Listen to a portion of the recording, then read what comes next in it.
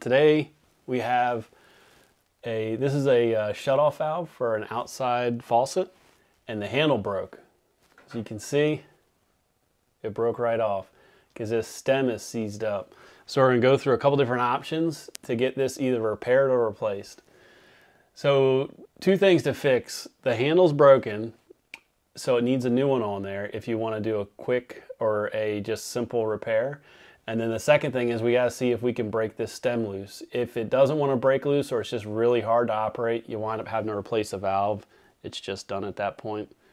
But as you can see here, this is just the handle. This is the other part of the handle still in the faucet. And so it gets a little tricky. So this has a certain amount of splines on it, depending on the manufacturer. And there's lots of different manufacturers for these valves. So sometimes it's a quick thing to Home Depot. You get one and it fits right on there. And then other times you'll have to get a valve that will adapt to it. That isn't quite a perfect fit, but it'll adapt to it. So for one, we're going to see if we can break loose the stem to get this thing working before we try to find a handle. So I got my pliers. And so this valve is open, so it's all the way out. So we're going to turn to the right.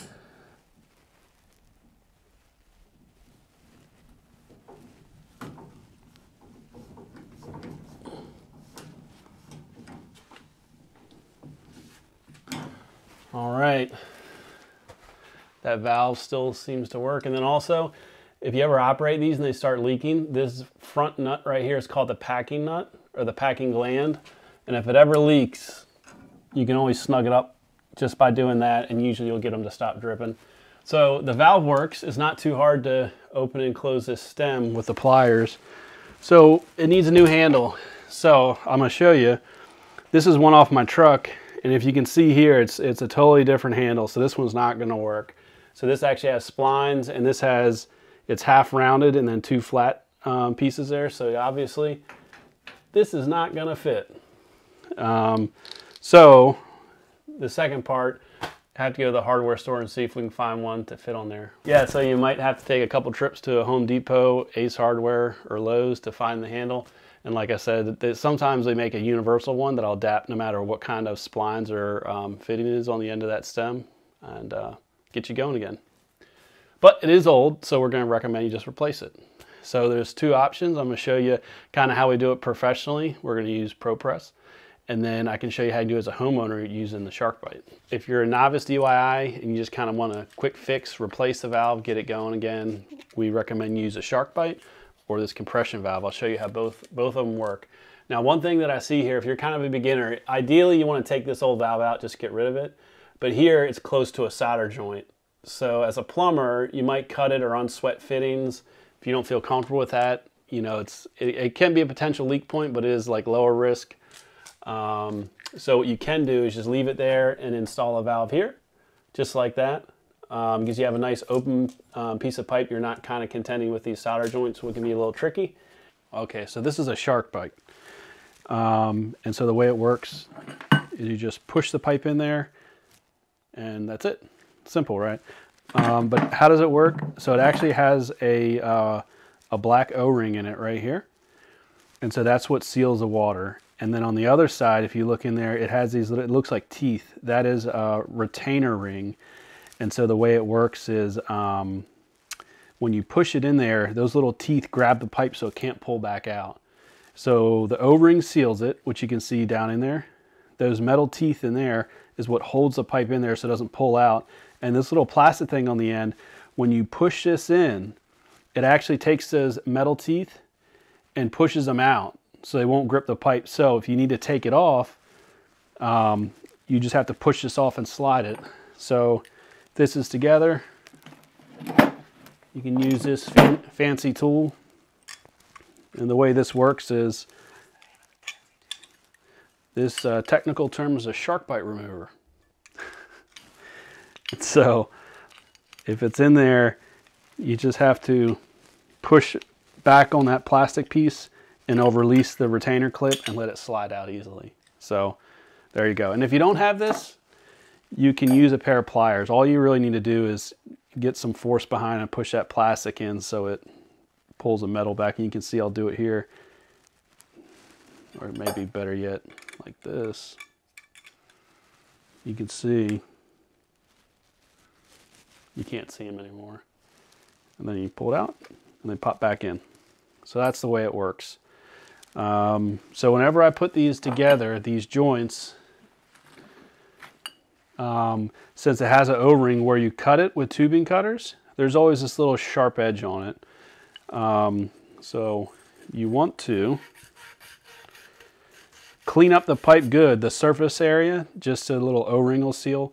But then this edge, you kind of just want to just a few turns, just kind of take that sharpness off of it, because you can cut those rings if this is real sharp. And you, especially if you push at an angle, they do have some lubricant on them usually, so it makes it slide in. But like I said, if it's sharp and you're kind of pushing at an angle, you can cut those. You always want to try to square it up as best you can and push it in. Another pro tip that we always do as plumbers, so sometimes they have different manufacturers of this. Some go in easier than others. Others feel like they went in all the way and they don't. So what we do is I can look down in there, and at the bottom I can see where the stop is. And so it's right, this pipe is supposed to go all the way about to the shoulder of this valve. And so one thing I'll do is I'll take my my Sharpie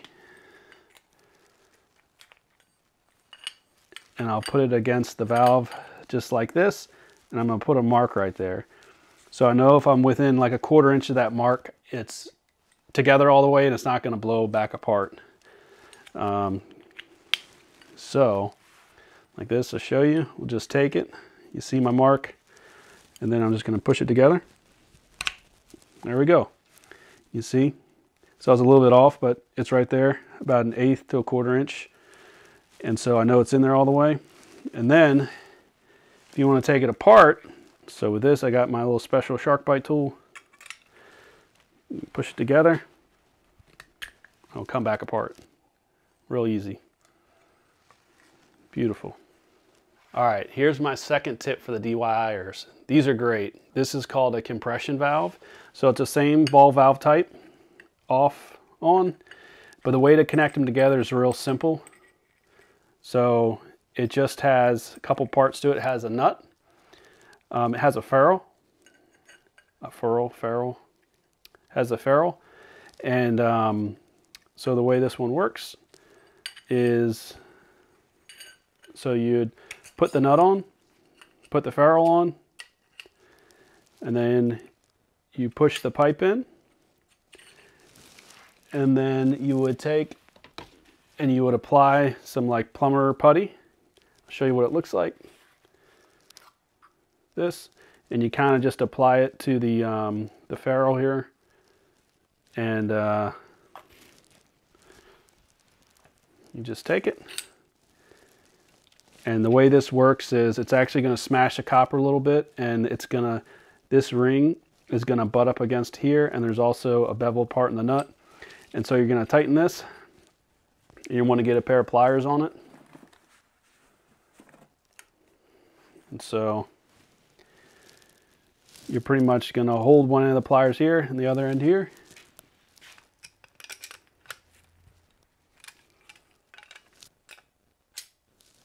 So you're going to take your 2 pliers. You have a hex nut on the valve that you can hold on to. And you just want to make sure that you have your pipe pushed in all the way. And then you just want to tighten this up. And you want to tighten up pretty good. I don't know, maybe, yeah. And so now it's attached, it's like watertight, ready to be tested. And these are real simple to put on. Great for the homeowner.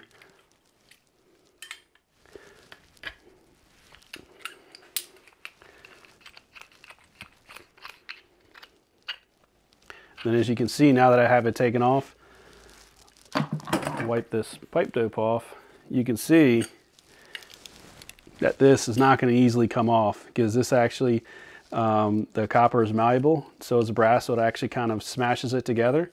You can see it's a little flared out, and that's just how it's supposed to work. And so, yeah, you can get it off with a pair of pliers, but you can see it's on there pretty good. Before we can attach to this, you can see it's painted black. So we're going to want to clean that up so the copper is nice and shiny so we can get a good fitting on it. So this is a prep work needed for installing any shutoff valve or joining or connecting to the pipe. You got to get that paint off. And so you can use sandpaper, which works great. If it's caked on pretty good, what you can do is you can take a razor knife and get it started. Sometimes if it's real thick, it'll just cake this up and won't really work. And so you can do this to get it started. You can see it starts working pretty good.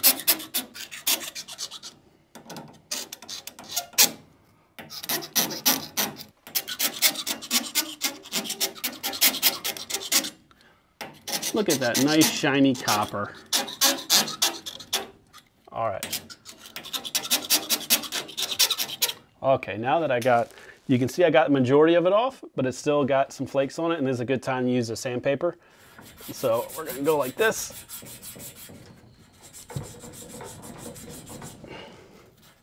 You wanna get all the way around it. Make sure you hit all the surfaces.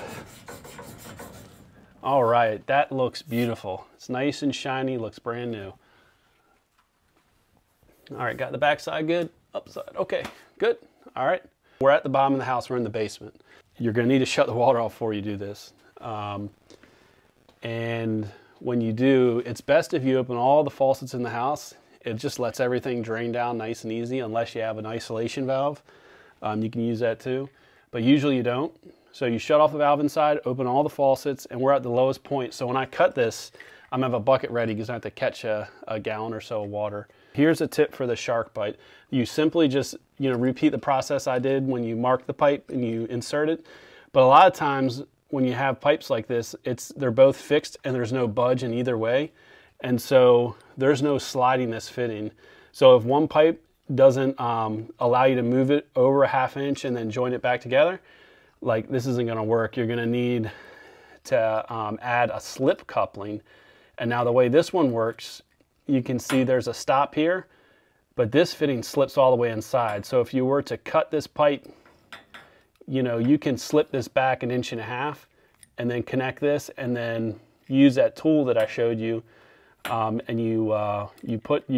obviously you have to cut a piece of pipe for here, but you can slide it back in place. So this slip joint allows you to do it where the two pipes, your two end cut pipes are fixed and you can't move them either way. Because like I said, a lot of people, they'll try to do is bend the pipe up and they're both angled and you'll try to jam it in here and you'll cut the O-ring and it just makes a mess out of it. And that's usually when they call me because they've given up at that point. So, but here, this thing works great, slip coupling for a shark bite. So this is a professional how we usually want to do it.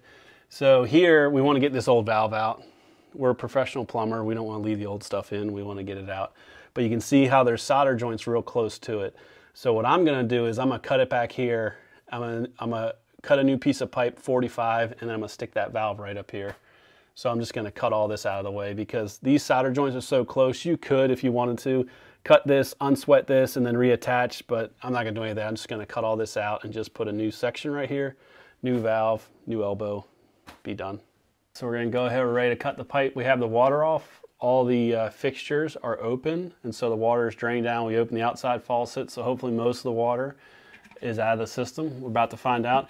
I'm just gonna loosen this bleed because that's an opening to the valve, which is pretty much the pipe, and any water will just come out of this. Let's see.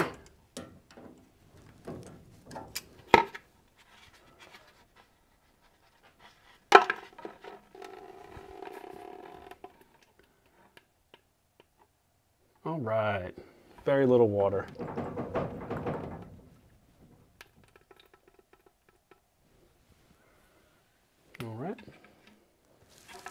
Go ahead and cut it with my closed tubing cutters.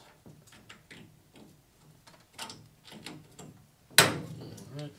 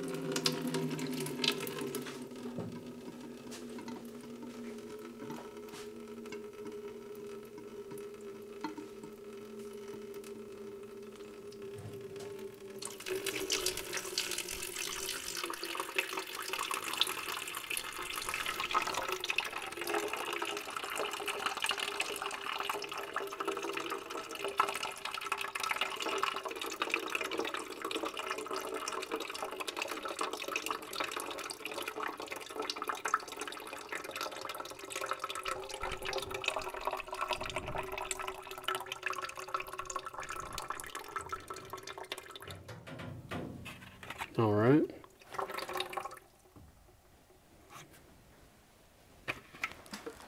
All right, go ahead and cut this other piece out.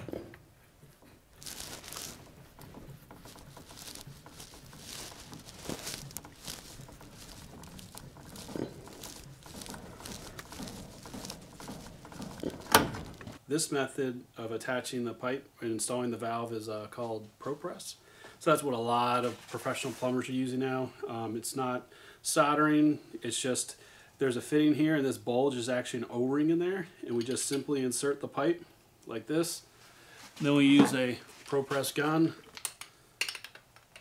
put the jaws on it, and then just press and hold the button and it smashes it together pretty much. So you can still sweat and solder, it's fine. Like plumbers have, this is, like I said, in the last 5 years, this is super popular now among the professional plumbing contractors.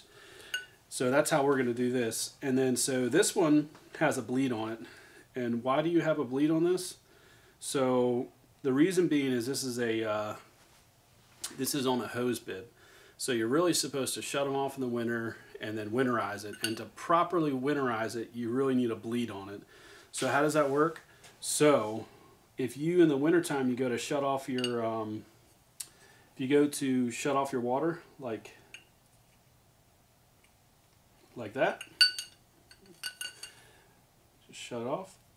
And so if you have your hose bib on this end and you open up the valve for your hose bib, so this is actually airlocked. So like what you need to do is break that vacuum by letting air in. Just like if you have a straw, you put it in a cup of water, put your thumb over it, hold it up.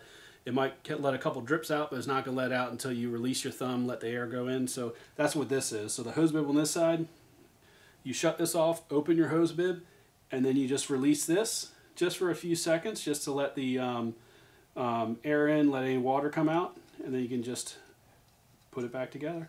And the way this seals up, it just has a little gasket in it, a rubber gasket, so you just hand tight. You don't use a wrench on this, you just use your fingers. It's a little tight, it's fine. And there you go.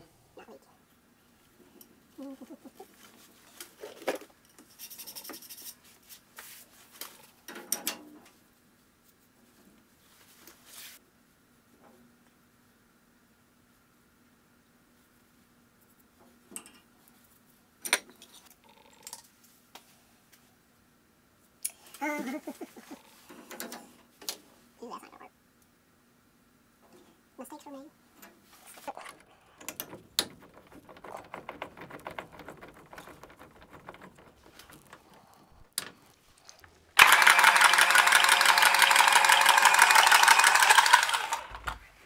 So with the gun, there's a groove in it. And that's right where the fitting fits into it. So like right here, you can see it fits in that groove. If you have it like this or like this, it's just going to smash a pipe. So you can see it fits in there nice and snug.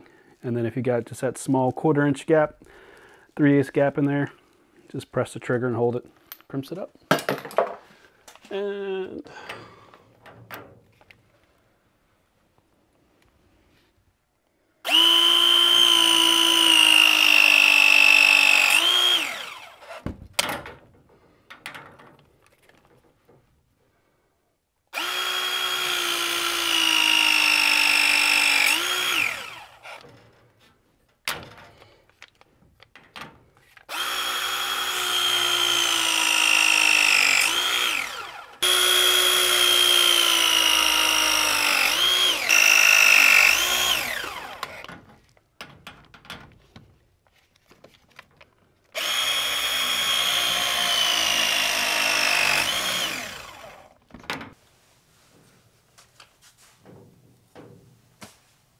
all right, we're ready for water. So we're going to go ahead and turn the water on. So we're going to just turn this to the left. You can hear it.